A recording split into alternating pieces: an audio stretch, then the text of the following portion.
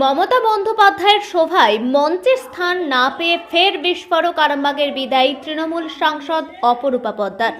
কল্যাণ বন্দ্যোপাধ্যায়ও নাম না করে মন্ত্রী বেচারাম মান্নার বিরুদ্ধে ক্ষোভ উগরে দেয় অপরূপা।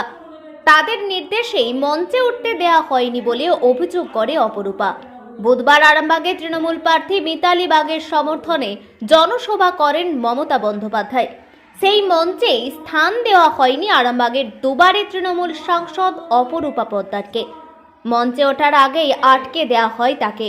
মঞ্চের পাশেই দাঁড়িয়ে তৃণমূল নেত্রীর বক্তৃতা শোনেন। তারপর সাংবাদিকদের প্রশ্নের উত্তরে অপরূপা জানান, কল্যাণ বন্দ্যোপাধ্যায় ও নাম না করে মন্ত্রী বেচারাম মান্নার বিরুদ্ধে ক্ষোভ উগরে দেন। অভিযোগ তাকে ইচ্ছে করেই আটকানো হয়েছে।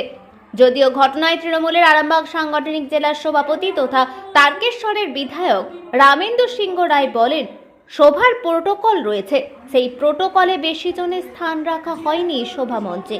তবে তিনি অপরূপাকে দেখেননি।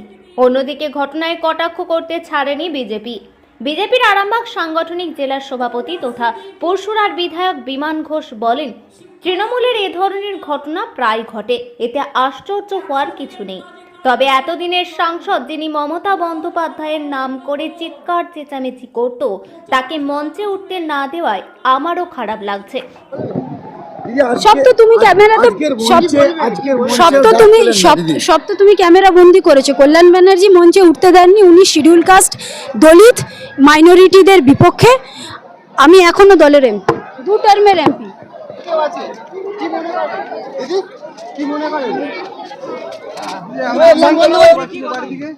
ইন্দ্রজিৎকে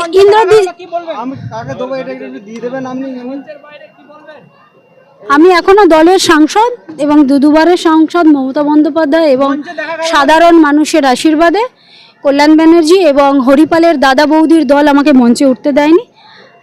এরা এইভাবেই শিডিউল কাস্ট, দলিত এবং সংখ্যালঘুদের অপমান করে।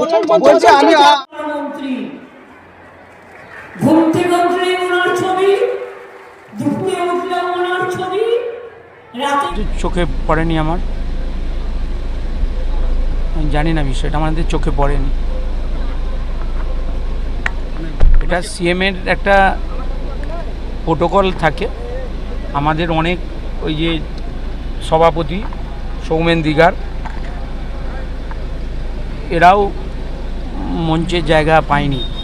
তারপরে যে সঞ্জিত কোথায় গেল, এরা সব ব্লক সভাপতি এবং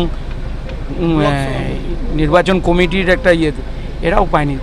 নির্দিষ্ট প্রত্যেকের থাকে, তারাই, আর আমার চোখে পড়েনি।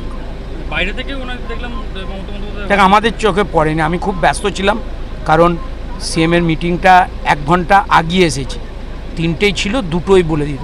এবার আমাদের লোকজনকে তো 2টোই বলা ছিল, এবার সেইটাকে 1টা থেকে আমাদের লোকটাকে ঢোকাতে হচ্ছে। হ্যাঁ, এই নিয়ে খুব ব্যস্ত ছিলাম, আমার চোখে পড়েনি। আমাকে আর বলবেন না কেন এখানে আবার চমকাই দেওয়া হলো, কেন এখানে আবার শিওর হলো। জয়রামবাটি আমার পুকুর, মা সারদা মায়ের স্থান।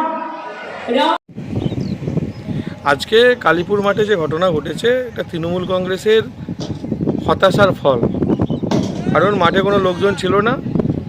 সবাই জানে যে দলটার পুরো চোর সবাই, তাই মাঠে লোক ভরাতে পারেনি। সাধারণ যারা কর্মী তারাও যায়নি মাঠে, পুরো মাঠ খালি ছিল। আর যে ঘটনাটা ঘটেছে, অপরূপা পোদ্দারকে মঞ্চ থেকে নামিয়ে দিয়েছে বা উঠতে দেয়নি, এটা তৃণমূল কংগ্রেসের কালচার। এটা হয় কোনোদিন না কোনোদিন, দেখবেন যে মমতা ব্যানার্জিকে মঞ্চে উঠতে দিচ্ছে না অভিষেক ব্যানার্জি। এই ঘটনাও ঘটতে পারে, অবাক হবেন না।